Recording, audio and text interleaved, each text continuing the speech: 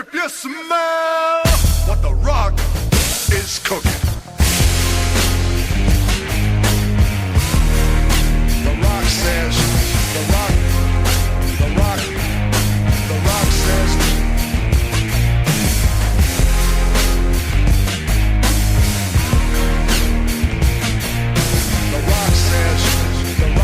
The Rock.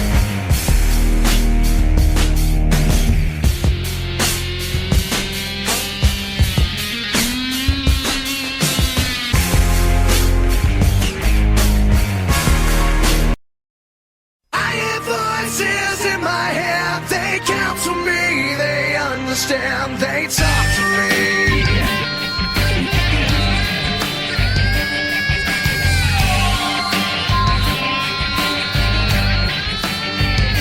You got your rules and your religion, all designed to keep you safe.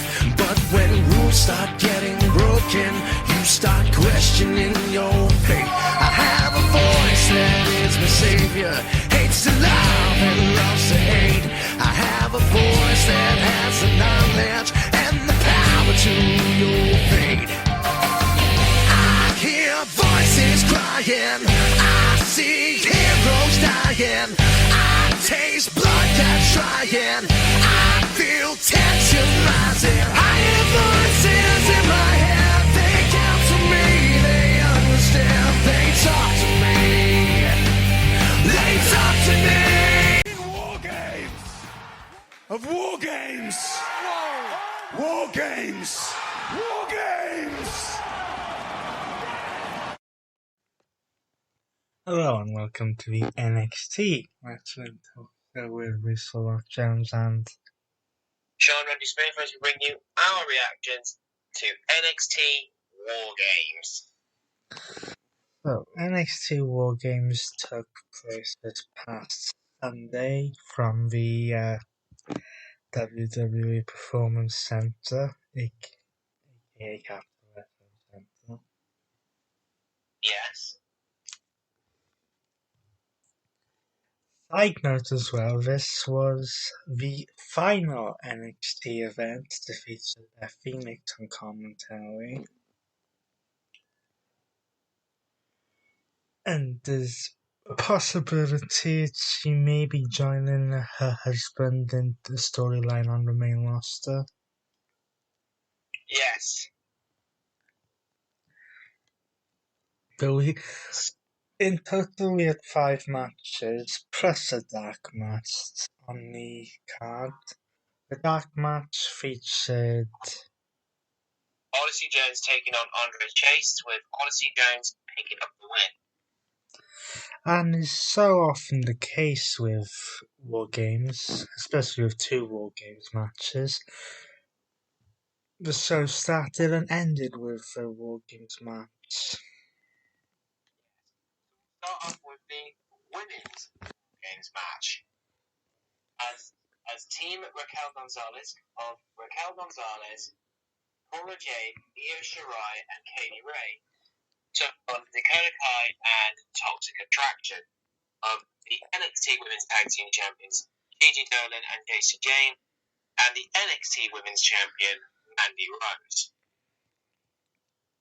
Now, Team Gonzalez went into this War Games match with the advantage, having won the ladder match on the episode of NXT the Tuesday before.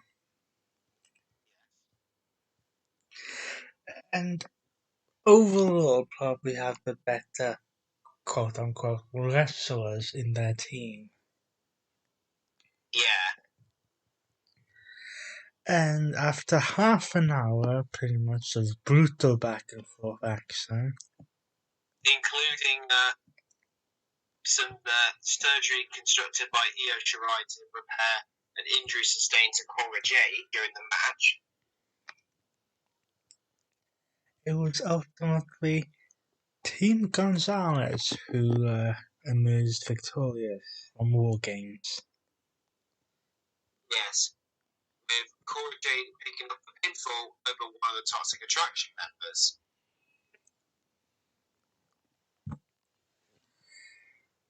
Then we would move on to the one of two championship matches.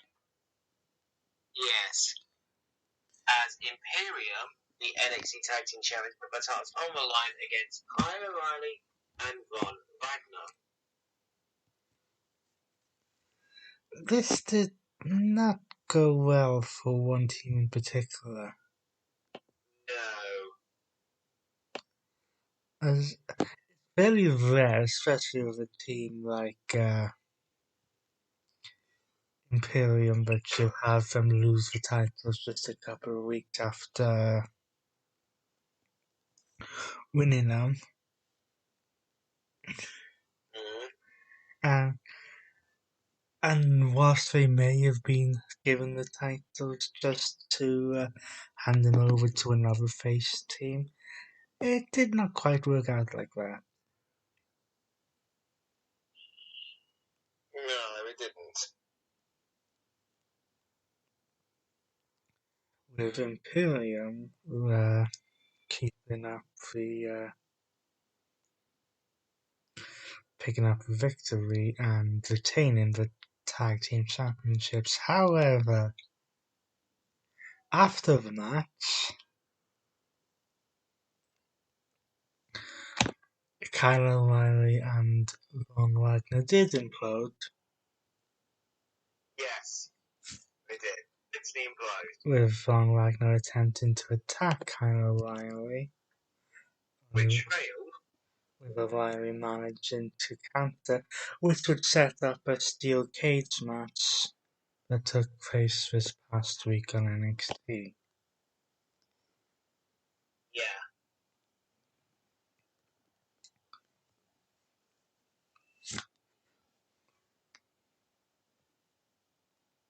So now, However, this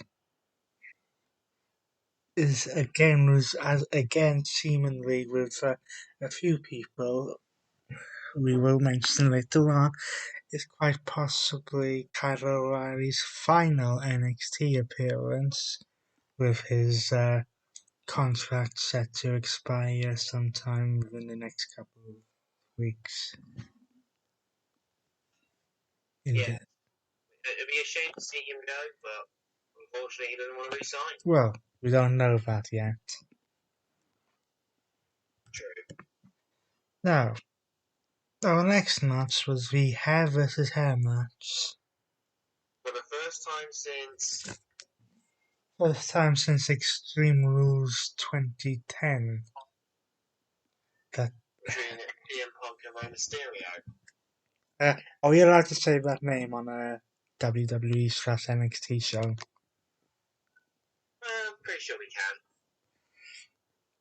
can. As this time, the quote-unquote new $1 Million Man, Cameron Grimes, Takes on his longtime rival, Duke Hudson.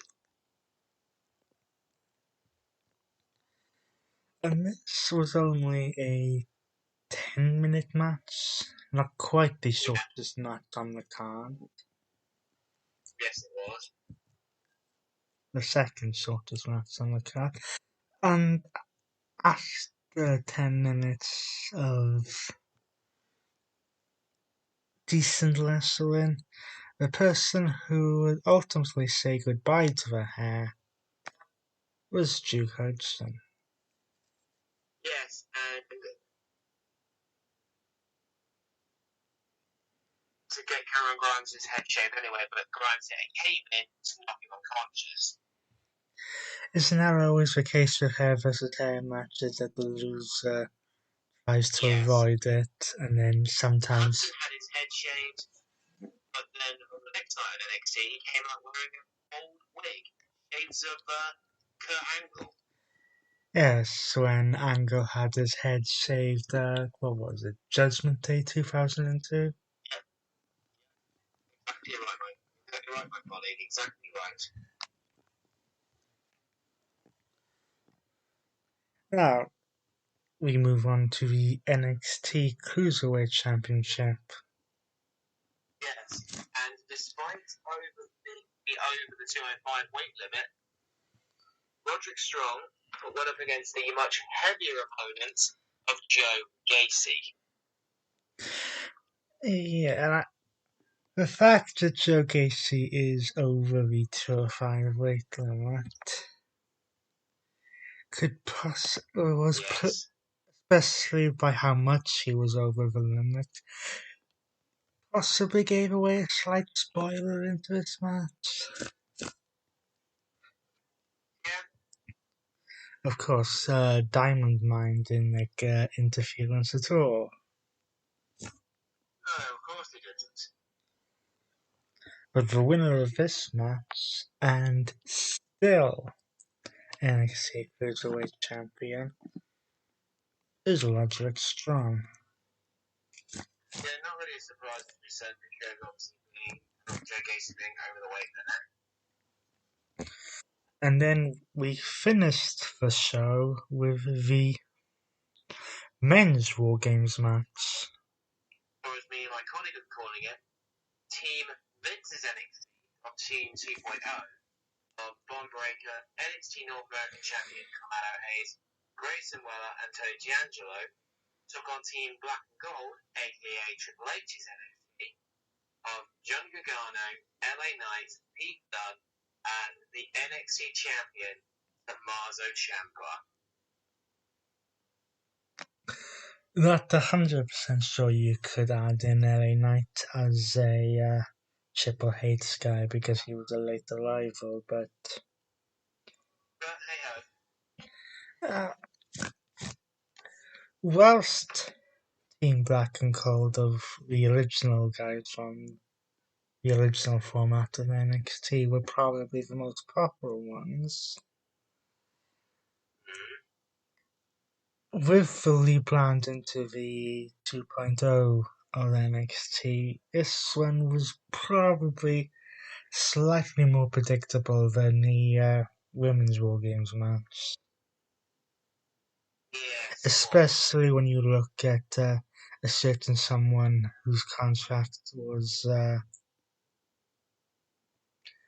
and it technically expires tomorrow at the time of this recording. Yes. But this match was just under 40 minutes long. Yeah. And the ultimate winners, after having yet another brutal War Games match, was Team 2.0. In other words, Vince's NXT beat Triple H's NXT. Yes, and this may be clarified as Johnny Gargano's final NXT special because his contract expires at the time of this recording tomorrow. It had already expired, but he signed an extension to be able to work War Games. Yeah. Came out on NXT to basically thank everyone, only to be attacked.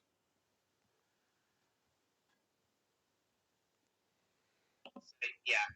Gargano was cut the promo thanking everybody for his time at NXT. It was just in the middle of finishing his promo when he was hit from behind with a steel chair by Grayson. Wow. It's now, at this point, we're not going to say that Johnny Gargano is leaving WWE. No. At the moment, due to the fact that Candice LeRae is due to give birth in February, She's not that far away now. Johnny Gargano is likely going to be on maternity leave for the next month and a half or so. And the fact that Candice LeRae is still under contract with WWE is possibly an argument that Gargano may stick around. Maybe on the main roster, or he may want to join some of its fellow former NXT guys in a company that must not be named. Yeah. Yes, let's not mention that. let's take you through the NXT Wargames card one more time. In a dark match, Odyssey Jones defeated Andre Chase. On the main card, the team of Cora Jade, Io Shirai, Katie Ray, and Raquel Gonzalez defeated the team of Dakota Kai and Toxic Attraction in the Women's Wargames match. Imperium defeated the team of Kyle O'Reilly and Von Wagner to retain the NXT Tag Team Championship. Cameron Grimes defeated Duke Hudson and shaved his hair bald. Roderick Strong, with a little bit of help from Diamond Mine, defeated Joe Gracie to retain the NXT Cruiserweight Championship. And Team 2.0 of Bob Breaker, NXT North American Champion Kamala Hayes, Grayson Waller, and Tony D'Angelo defeated Team Black and Gold of Johnny Gargano, LA Knight, Pete Dunne, and NXT Champion Tommaso. Now, that does it for WWE/NXT shows for the year of 2021. Yes, because that is the last one of the year. As WWE does not bring us a main roster pay-per-view until New Year's Day. Now, we may or may not be switching companies in the next couple of weeks to discuss their shows, and we may possibly do a special show looking back at the highlights of 2021. Now, there's that much. Yeah, so until then, he's been This is Rock Jones, and he's been John Randy Smith, and we will see you next time.